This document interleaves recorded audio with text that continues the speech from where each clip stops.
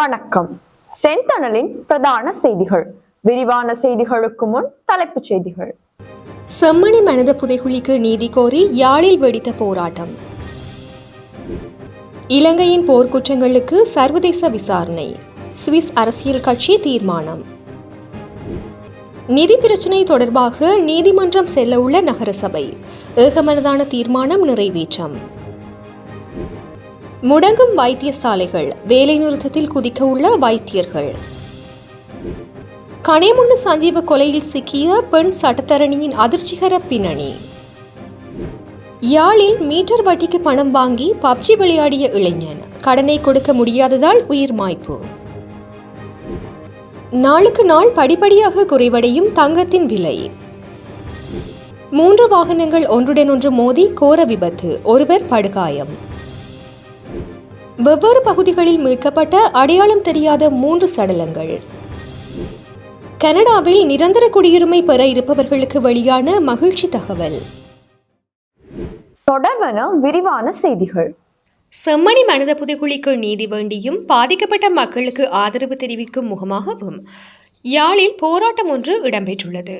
யாழ்ப்பாணம் கிறிஸ்தவ ஒன்றியத்தினரின் ஏற்பாட்டில் செம்மணி பகுதியில் இன்றைய தினம் குறித்த போராட்டம் முன்னெடுக்கப்பட்டுள்ளது. செம்மணி புதைகுழி விவகாரத்திற்கு உண்மையான நீதி கிடைக்கப்பெற்று மக்களின் கண்ணீருக்கு விமோசனம் கிடைக்க வேண்டும் என்ற அடிப்படையில் இந்த போராட்டம் முன்னெடுக்கப்பட்டுள்ளதாக தெரிவிக்கப்படுகின்றது. செம்மணி புதைகுழி அமைந்துள்ள சித்துப்பாத்தி இந்து மயானத்தின் வாயிலில் இருந்து ஆரம்பிக்கப்பட்ட குறித்த போராட்டமானது பேரணியாக செம்மணி சந்தி வரை சென்றது. பின்னர் உயிர்நீத்த உறவுகளின் அஞ்சலிக்காக செம்மணியில் அமைந்துள்ள அணையா விளக்கு தூபியடியில் மலர் தூவி அஞ்சலி செலுத்தப்பட்டது. இந்த போராட்டத்தில் பேராயர்கள், கிறிஸ்தவ மத குருக்கள், அருட்சகோதரிகள், பொதுமக்கள் என பலரும் கலந்து கொண்டமை குறிப்பிடத்தக்கது.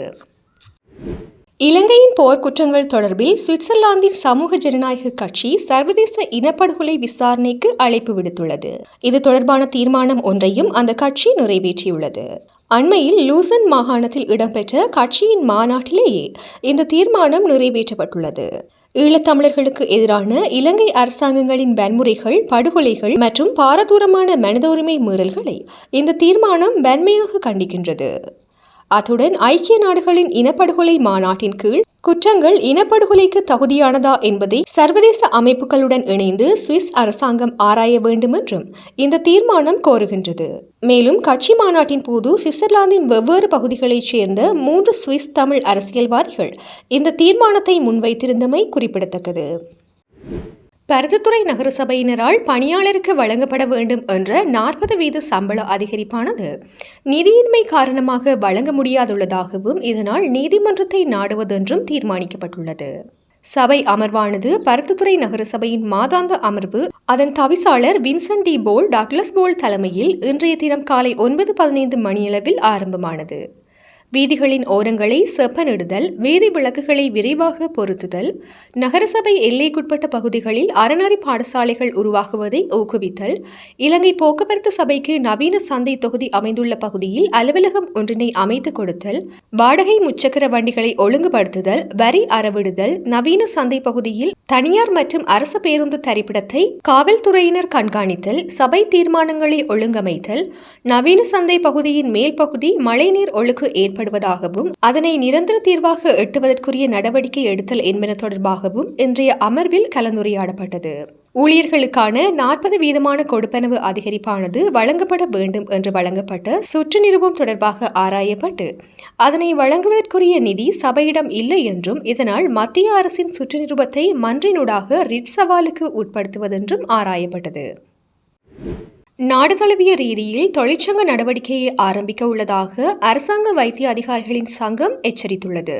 குறித்த தொழிற்சங்க நடவடிக்கை தொடர்பில் நேற்றைய தினம் நடைபெற்ற ஊடகவியலாளர் சந்திப்பில் அரசாங்க வைத்திய அதிகாரிகள் சங்கத்தின் செயலாளர் வைத்தியர் பிரபா சுகதாச மேற்கண்டவாறு தெரிவித்துள்ளார். தன்னிச்சையான இடமாற்ற முறைகளுக்கு எதிர்ப்பு தெரிவிக்கும் வகையில் நாளைய தினம் போராட்டத்தில் குதிக்க உள்ளதாக அவர் குறிப்பிட்டுள்ளார். இந்த இடமாற்ற முறைமை இன்று நடைமுறைப்படுத்தப்பட்டால் நாடு முழுவதும் உள்ள வைத்தியசாலைகள் மற்றும் சுகாதார நிறுவனங்களில் ஏற்படக்கூடிய சேவை முடக்கத்திற்கான முழு பொறுப்பையும் சம்பந்தப்பட்ட அதிகாரிகள் ஏற்றுக்கொள்ள வேண்டும் எனவும் அவர் சுட்டிக்காட்டியுள்ளார். கனேமுள்ளு சஞ்சீவ கொலை வழக்கில் கொலையாளிகளுக்கு உதவிய குற்றச்சாட்டில் கைது செய்யப்பட்ட 55 வயதுடைய பெண் சட்டத்தரணி குறித்த பல்வேறு அதிர்ச்சிகர தகவல்கள் வெளியாகியுள்ளன. சந்தேக நபரான குறித்த சட்டத்தரணி சட்ட நடவடிக்கைகளில் மற்ற உயர் குற்றவாளிகளுக்காகவும் நீதிமன்றத்தில் முன்னிலையாகியுள்ளதாக காவல்துறையினர் தெரிவித்துள்ளனர். நதுன் சிந்தக என்ற பிரபல பாதாள உலக குற்றவாளியான ஹரகட்டா மடகஸ்காரில் கைது செய்யப்பட்ட போது அவரின் சார்பாகவும் இந்த சட்டத்தரணி நீதிமன்றத்தில் முன்னிலையாகியுள்ளதாக கண்டறியப்பட்டுள்ளது. அத்தோடு எல்லை மீறல்களுக்காக இந்தியாவில் கைது செய்யப்பட்ட ஒரு சந்தேக நபருக்காகவும் அவர் பிரதிநிதித்துவப்படுத்தியிருப்பதை புலனாய்வாளர்கள் கண்டுபிடித்துள்ளனர். இதன்படி சந்தேக நபரான குறித்த பெண்ணின் சட்டப்பூர்வ பிரதிநிதித்துவம் எல்லைகளுக்கு அப்பாற்பட்டு குற்றவியல் நபர்களின் குற்றச்செயல்களுக்கு உதவியிருப்பதையும் அதிகாரிகள் உறுதிப்படுத்தியுள்ளதோடு அவரது நடவடிக்கைகள் குறித்து விரிவான விசாரணைகளும் தொடங்கப்பட்டுள்ளன. இவ்வாறானதொரு பின்னணியில் கடந்த 2 நாட்களுக்கு முன்னர் கனேமுள்ள சஞ்சீவ கொலைக்கு உதவிய குற்றச்சாட்டில் சந்தேக நபரான சட்டத்தரணி கடபத்த பகுதியில் வைத்து கைது செய்யப்பட்டார். கைது செய்யப்பட்டு தடுப்பு காவலில் வைக்கப்பட்டுள்ள பிரபல பாதாள உலக குற்றவாளியான கெஹல்பத்ர பாத்மே மற்றும் இஷாரா செவந்தியிடம் மேற்கொள்ளப்பட்ட விசாரணைகளின் அடிப்படையில் குறித்த பெண் சட்டத்தரணி இவ்வாறு கைது செய்யப்பட்டுள்ளார். இந்த நிலையில் கனேமுள்ள சஞ்சீவ துப்பாக்கி சூட்டில் ஈடுபட்ட துப்பாக்கிதாரிக்கு உதவ எடுக்கப்பட்டதாக கூறப்படும் பல சந்தேகத்திற்குமான நடவடிக்கைகள் அம்பலப்படுத்தப்பட்டுள்ளன. இதன்போது துப்பாக்கிதாரி நீதிமன்ற வளாகத்திற்குள் நுழைய உதவ சட்டத்தரணிகள் அணியும் 2 கழுத்துப்பட்டிகளை வழங்கியுள்ளமை கண்டுபிடிக்கப்பட்டுள்ளது. இதேவேளை துப்பாக்கியை மறைக்க 2 சட்டக்குறிப்பு புத்தகங்களை சந்தேக நபர் வழங்கியுள்ளதும் கண்டறியப்பட்டுள்ளது. மேலும் அங்கீகரிக்கப்படாத அணுகலை எளிதாக்க ஒரு போலி சட்டத்தரணி அடையாள அட்டை மற்றும் சட்ட வல்லுநர்களின் கார்களில் பொதுவாக காணப்படும் வாகன அனுமதி சீட்டையும் அவர் வழங்கியிருப்பதையும் விசாரணை அதிகாரிகள் கண்டுபிடித்துள்ளனர். யாழ்ப்பாணத்தில் மீட்டர் வட்டிக்கு பணம் பெற்று பப்ஜி விளையாடி பெரும் நஷ்டம் அடைந்தமையால் உயிர் மாய்க்க முயன்று ஆபத்தான நிலையில் சிகிச்சை பெற்று வந்த இளைஞர் ஒருவர் உயிரிழந்துள்ளார். சம்பவம் தொடர்பில் தெரிய வருவதாவது, மீட்டர் வட்டிக்கு பணம் பெற்று பப்ஜி விளையாடிய இளைஞன் பெரும் நஷ்டம் அடைந்தமையால் அண்மையில் உயிர் மாய்ப்பதற்கு முயன்றுள்ளார். உரும்ராய் பகுதியைச் சேர்ந்த இளைஞர் ஒருவர் கடந்த சில வருடங்களாக பப்ஜி விளையாட்டுக்கு அடிமையாகியுள்ளார். அந்த விளையாட்டில் பணம் கட்டுவதற்காக மீட்டர் வட்டிக்கு பணம் வாங்கி அதனை செலுத்தி விளையாடி வந்துள்ளார். இந்த நிலையில் கடன் தொகை அதிகரித்த போது கடன் கொடுத்தவர்கள் இளைஞனின் வீட்டாருக்கு பணம் கேட்டு நெருக்கடியை கொடுத்த வேளையில் வீட்டார் தமக்கு சொந்தமான காணியொன்றினை விற்று கடனை அடைத்துள்ளனர். இந்த நிலையில் தொடர்ந்தும் இளைஞன் பப்ஜி விளையாட்டுக்காக பெருந்தொகை பணத்தினை மீட்டர் வட்டிக்கு வாங்கி செலவழித்துள்ள நிலையில் கடன் கொடுத்தவர்கள் வீட்டாருக்கு நெருக்கடி கொடுத்த போதிலும் வீட்டார் இம்முறை கடனை செலுத்த மறுத்ததால் இளைஞன் தனது உயிரை மாய்க்க முயன்றுள்ளார். உயிர் மாய்க்க முயன்ற இளைஞனை வீட்டார் மீட்டு யாழ்ப்பாணம் போதனா வைத்தியசாலையில் அனுமதித்த நிலையில் அதிதீவிர சிகிச்சை பிரிவில் சிகிச்சை பெற்று வந்த குறித்த இளைஞன் உயிரிழந்துள்ளதாக தெரிவிக்கப்படுகின்றது. இலங்கையில் கடந்த சில மாதங்களாக தங்கத்தின் விலையானது சற்று ஏற்ற இறக்கத்துடன் காணப்படுகின்றது. அந்த வகையில் கடந்த சில நாட்களுக்கு முன்னர் உச்சத்தை தொட்ட தங்கத்தின் விலையானது படிப்படியாக குறைவடைந்த நிலையில் இன்று மீண்டும் குறைவடைந்துள்ளது. இன்றைய நிலவரத்தின்படி 1 அவுன்ஸ் தங்கத்தின் விலையானது 12,221 ரூபாவாக காணப்படுகின்றது. அத்தோடு 24 கரட் தங்க கிராம் 42,340 ரூபாவாக பதிவாகியுள்ள நிலையில் 24 கரட் தங்க பவுன் 3,38,700 ரூபாவாக பதிவாகியுள்ளது. 22 கரட் தங்க கிராம் 38,820 ரூபாவாக பதிவாகியுள்ளதுடன் 22 கரட் தங்க பவுன் 3,10,500 ரூபாவாக பதிவாகியுள்ளது. மேலும் 21 கரட் தங்கம் 1 கிராமின் விலை 37,050 ரூபாவாக பதிவாகியுள்ள நிலையில் 21 கரட் தங்க பவுன் இன்றைய தினம் 2,96,400 ரூபாவாக பதிவாகியுள்ளது. இதேவேளை கொழும்பு செட்டியார் திரு தங்க நிலவரங்களின்படி 24 கரட் தங்க பவுன் 3,18,000 ரூபாவாகவும் 22 கரட் தங்க பவுன் 2,94,000 ரூபாவாகவும் பதிவாகியுள்ளது. அத்துடன் கடந்த சில தினங்களுக்கு முன்னர் 4 லட்சத்தை கடந்திருந்த 24 கரட் தங்க பவுனின் விலை படிப்படியாக குறைவடைந்து செல்கின்றமை குறிப்பிடத்தக்கது. 3 வாகனங்கள் ஒன்றுடன் ஒன்று மோதி விபத்துக்குள்ளாகியதில் ஒருவர் படுகாயமடைந்துள்ளதாக காவல்துறையினர் தெரிவித்துள்ளனர். குறித்த கோர சம்பவம் திருகோணமலை உட்துறைமுக வீதியில் இன்று காலை இடம்பெற்றுள்ளது. கார், பட்டா மற்றும் மோட்டார் சைக்கிள் ஆகிய 3 வாகனங்களே இவ்வாறு ஒன்றுடன் ஒன்று மோதி விபத்துக்குள்ளாகியுள்ளன. மோட்டார் சைக்கிளில் பயணித்தவர் படுகாயங்களுடன் திருகோணமலை வைத்தியசாலையின் அதிதீவிர சிகிச்சை பிரிவில் அனுமதிக்கப்பட்டுள்ளார் என்று தெரிய வந்துள்ளது. விபத்து குறித்து மேலதிக விசாரணைகளை திருகோணமலை காவல்துறையினர் மேற்கொண்டு வருகின்றனர். இலங்கையின் மட்டக்குழி மற்றும் பமனுகம காவல் நிலையங்களுக்கு கிடைத்த தகவலின் பேரில் அடையாளம் தெரியாத 3 ஆண்களின் சடலங்கள் மீட்கப்பட்டுள்ளதாக தகவல் வெளியாகியுள்ளது. குறித்த காவல் நிலையங்களுக்கு நேற்றைய தினம் கிடைத்த தகவல்களின் அடிப்படையில் விசாரணைகள் ஆரம்பிக்கப்பட்டதாக காவல்துறையினர் தெரிவித்துள்ளனர்.